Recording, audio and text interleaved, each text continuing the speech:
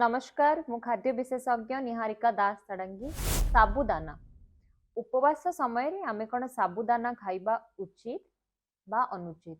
प्रायतः सबु महिला माने कौन से भी उपवास हो आमे साबुदाना खाइबा पई पसंद करिथाउ किंबा खाइथाउ।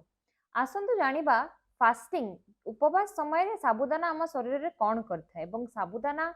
हितक आमे जेतेबेले भाबु जे आमे फास्टिंग करूछु माने किछि लाइट खाद्य खाइबा जोटी कि हमर बेसी कैलोरी बढ़िबनी जोटरे आमर बेसी माने हमको भोक लागबनी से आम साबुदाना खाई दी था।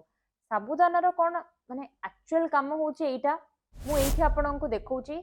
100 ग्राम ऑफ साबुदाना रे केते कैलोरी रहउची केते प्रोटीन रहउची केते फैट रहउची केते कार्बोहाइड्रेट रहउची। एबे आसीबा आमे साबुदाना रे अलगा सब कौन ऐड करूचे कौन फ्रूट्स ऐड करूचे जेमति कि कदली हैला नडिया हैला अन्यान्य हाई कैलोरी परिबा। साबुदाना रे बहुत मात्रा रे स्टार्च रहउची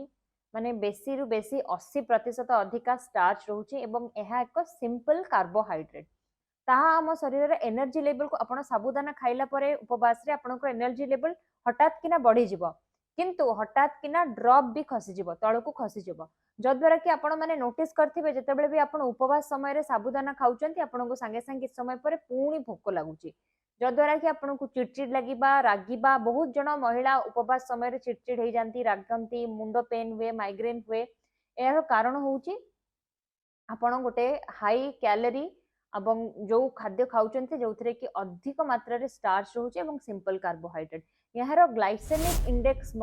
अधिका जद्वारा कि यह आपणकर सुगर लेवल को स्पाइक कराए जो माने डायबिटीज पेशेंट उपवास तो करबा कथा नुह